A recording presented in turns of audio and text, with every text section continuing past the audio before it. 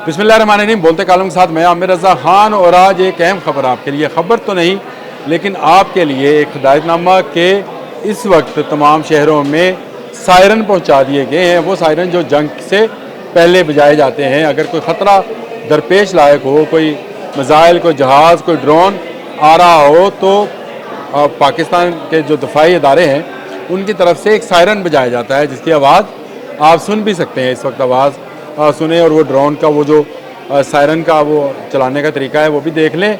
लेकिन जैसे ही आप ये सायरन सुने तो आपको चंद ज़रूरी काम क्या करने हैं, ये मेरे आज के बोलते कालम का मौजू है। जैसे ही आपको सायरन की आवाज़ आए तो याद रखिए कि अगर आप खुली जगह पर हैं तो आप बंद जगह की तरफ, जैसे आप रोड पर हैं या किसी मैदान में हैं, तो आपको किसी घर की पनाह लेनी है। आप जान रखिए कि आपका घर भी एक बंकर है, अगर वो लोहे और कंक्रीट से बना हुआ है तो ये एक बंकर नुमा घर है, और इसी बंकर में जो आपका करीब तरीन है आपको पनाह लेनी है। आपको किसी मीनार के करीब पनाह नहीं लेनी है, किसी बहुत ऊंची बिल्डिंग के बाहर पनाह नहीं लेनी है, और किसी दरख्त के साथ आपको कोई पनाहगाह तलाश नहीं करनी है। अगर आप बाहर हैं तो आपको घर के अंदर जाना है, और घर के उस कमरे की तरफ जाना है जिसके ऊपर भी एक कमरा मौजूद है। तो ये आपका डबल लेयर बंकर जो है तैयार है, जहाँ पर आप अपने आप को महफूज कर सकते हैं। अल्लाह ना करे जिस तरह के दुश्मन से हमारा पाला है वो कोई भी हरकत किसी भी वक्त कर सकता है, जिससे बचने के लिए मैं आपको ये एहतियाती तदाबीर बता रहा हूँ। अपने मोबाइल फ़ोन हमेशा चार्ज रखें। अगर घर में हैं तो उनको आप बैटरी और उसके साथ उसके चार्जर के साथ अटैच करके रखें। अगर आपके पास एक्स्ट्रा बैटरीज हैं तो उनको भी चार्ज करके रखें। अगर इस तरह का सायरन हो तो आपने तमाम इलेक्ट्रॉनिक डिवाइसेस बंद कर देनी है। आपके घर में फ्रिज है, आपके घर में एयर कूलर है, एयर कंडीशनर है, टेलीविज़न है, तो आपने उसे बंद कर देना है। कोई ऐसी डिवाइस जिसके साथ बाहर से लिंक है आपने नहीं चलानी है। हाँ, आप एक चीज़ इस्तेमाल कर सकते हैं, और वो आपका वाईफाई सिस्टम है, इंटरनेट है। मोबाइल पर आप मालूमात लेते रहें और देखते रहें कि बाहर की सूरत हाल क्या है, लेकिन ना आप अपनी गाड़ी बाहर निकालेंगे, ना बच्चों को बाहर निकालेंगे, ना डर कर कहीं भागने की कोशिश करेंगे। आपके घर में जो दूसरी महफूज तरीन जगह है वो आपके घर की सीढ़ियाँ हैं। अगर आप अपने घर में मौजूद हैं, अपने दुकान में, अपने प्लाजे में, तो आपकी सीढ़ियाँ आपके लिए सबसे महफूज पनाहगाह बन सकती हैं। वहाँ पर आप उसके नीचे अगर जगह है तो वहाँ पर आप पनाह ले सकते हैं। ये भी बहुत ज़रूरी है। आप अपने घर में ज़रूर एक मेडिकल बॉक्स रखें जिसमें ज़रूरी अद्वियात, और अगर आप शुगर, ब्लड प्रेशर या इस तरह के दायमी मर्ज़ में मुब्तला हैं जिसमें रोज़ाना एक मेडिसिन लेनी पड़ती है, तो वो मेडिसिन भी आप अपने घर में रखें। खाने पीने की अशिया, ख़ास करके पानी जो कि बुनियादी ज़रूरत है, वो आपके पास स्टोर होना चाहिए। यानी आपका जो वाटर टैंक है उसको फुल रखना है आपने। पैनिक बिल्कुल नहीं होना है। ये वो तमाम एहतियाती तदाबीर हैं, ये सायरन की सूरत में हैं कि आपने अपनी तमाम रोशनियाँ जो हैं बंद कर देनी है। इलेक्ट्रॉनिक डिवाइसेस जितनी भी हैं बंद कर देनी है। कुछ होने वाला नहीं है, लेकिन आप अपनी एहतियाती तदाबीर को करते रहेंगे। अगर बाज़ार में हैं तो आपने घर में चले जाना है।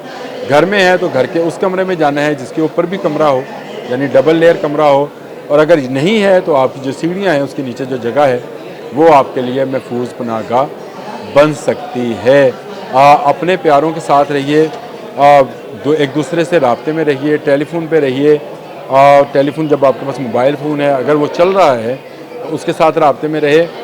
अपने फैमिली का ग्रुप बना लें और उसमें तमाम अपने जो आपके अज़ीज़ व अक़ारब हैं उनको उसमें शामिल करें, ताकि बवक्त ज़रूरत वो अपना मैसेज आप तक पहुंचा सकें और आप अपना मैसेज उन तक पहुंचा सकें। इसी तरह का एक ग्रुप जो है आप अपने महल्लेदारों का भी तरतीब दे लें। महल्ले के जो सरकर्दा लोग हैं, जो आप समझते हैं कि उनको ग्रुप में शामिल किया जा सकता है, पढ़े लिखे हैं, मोबाइल फ़ोन, एंड्रॉयड फ़ोन रखते हैं, उनको उस ग्रुप का हिस्सा बनाएं, और उस ग्रुप के अंदर महल्ले के लोगों का, अपने इर्द गिर्द के लोगों का भी ख्याल रखिएगा। ये तमाम वो सूरतें हैं जो कि बताई जाती हैं, सिविल डिफेंस में बताई जाती हैं।